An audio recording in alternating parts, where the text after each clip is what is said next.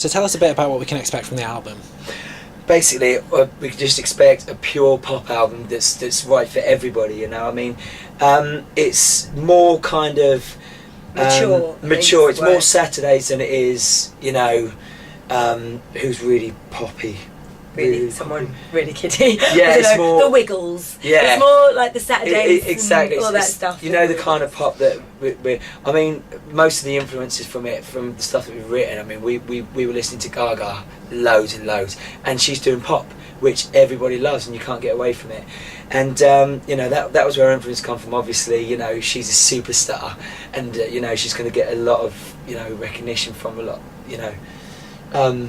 High up places from high up places and stuff, but you know, that's the kind of stuff that we were listening to, and we were hoping to kind of emulate to some extent, because we were but while we were kind of writing the album, that's the stuff that we were listening to the most. Certainly. Yeah, it was quite a difficult thing when we were writing it and stuff as well, because obviously for the old album we'd gone in for writing sessions as well, and If You Can't Dance from the old album obviously was one that we wrote, and going in this time and having to have a completely different mindset of this isn't only for kids, this is for everyone, was quite a hard thing. And the first few tracks that came back still had that kind of cheesy edge, and it was a bit like, oh no, it's still a little bit cheesy, and then we come up with kind of like Shine On Forever and another one called Broken Memories, and it was like, actually, yeah, we're getting into the swing of actually being adults for a change and not thinking in the mind of a child. I think the trouble is with us, we've actually, because we're seen as cheesy, no matter what song we did, it would still have this, you know what I mean? People would still see it as the same. We could come back with like an R&B/rock song,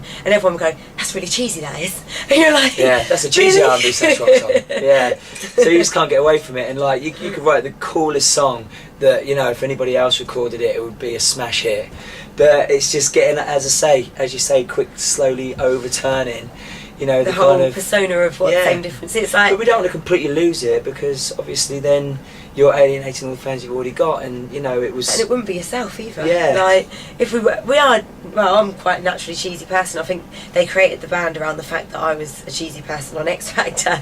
So for me especially, to go completely opposite way would just be really odd. So I think I have to kind of find that balance. Because I find it quite funny when your video premiered, and I read on a few blogs and said, oh, it's a bit risque, this new Same Difference video, and I watched it and I thought, oh, because you're dancing with dancers, and that, I mean, that must be quite weird, because like you say, you get pigeonholed as cheesy, so if you do anything that's, you know, outside of that cheesy box that people put you in, people seem to be outraged. Look, every single one of Gaga's videos are way worse than ours, but then it's kind of like, oh my god, they stepped outside the box just because we're dancing. I mean, Justin Timberlake's like snogging all the girls in his videos and all this kind of stuff, and all that. Loads of different acts do that kind of thing, but for us it's kind of, whoa, well, that's weird. That's weird, and that's different. They shouldn't be doing that. But, it was quite nice though, actually, to be fair. Like when we shot the video and we actually got to be adults for a change, it was like, oh, like when the stylist came and she was like, right, this dress is for you, and it was actually short, and I was like, are you sure that's for me? And she was like, yeah, try it on. And I was like,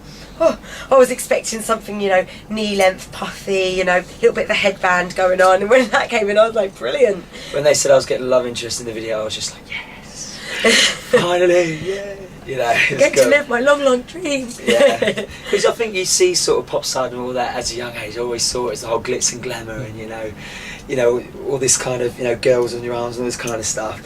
And then all of a sudden thrown into the X Factor, and we're the cheesy pop group. Yeah, do you know what I mean? The boys so, with sister. Yeah, it's like. So finally, it was like we get the chance to feel like pop stars. You know what I mean? And it was brilliant. We really enjoyed shooting the video. Because I think one of the things you don't get credit for is you do work really hard, and certainly since you've been on the X Factor, every time I've heard about you or read about you, you've been performing or you've been on tour. Yeah. I mean, how do you keep up with a schedule like that? Oh, we're tired all the time because the schedule is hectic. But me and Sean, like, obviously when we left Psycho and stuff, we're not the sort of people just to go, oh well, it didn't quite work out and we're just going to give up now, because that's just not in our nature at all. No. And like even before X Factor, we were still striving for the next thing and wanting to push on and do something bigger, and it's still exactly the same thing stands now. We're not going to just go, oh, it didn't work, so we're just going to sit down. We're going to go, no, we're going to really, really work hard. And I think that's what people like about us as well, and why we get booked over and over again. Like some people from X Factor come out, they have their year of like stardom, like doing all the gigs and everything, and then the next year the new X Factor's out and they don't get booked again. And because with us, we literally work our socks off. We won't go on stage unless we're going to give 110%, because there's no point.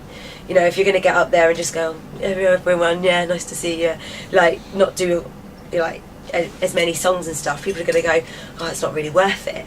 But because we actually, everywhere we go, we try to put on a show. I think that's why people always have us back all the time, and we've been really lucky, because like it's 3 years down the line now, and we're still getting big contracts and things that other people didn't get. And I think it is because literally we were, like, can hear now, voices are completely gone because we are singing 24/7.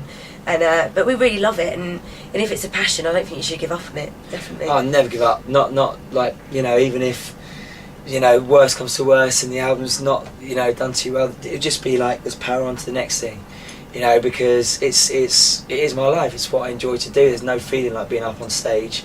There's no feeling like making music and having people listening to it and stuff like that. So, you know, never stop. You know, no and matter keep what. working hard as well. Yeah. You know, we might have to have an odd day off here and there because we are literally like down into the ground. But we do like to work hard, and just like, especially for the people that kind of voted for us and stuff as well. I'd hate to think there was people out there that went, "Oh, I voted for them, I spent loads of money every week, and now they've just gone, oh, I'm just not going to do it anymore." Like, I just think, like, for me, like, that if I vote for someone, I want to see them pushing on and going, right, I've voted, these people have voted for me, and now I'm going to, like, fulfil what they wanted for me, and that's what I think as well. I don't want to just curl up and die, because that's boring. Yeah.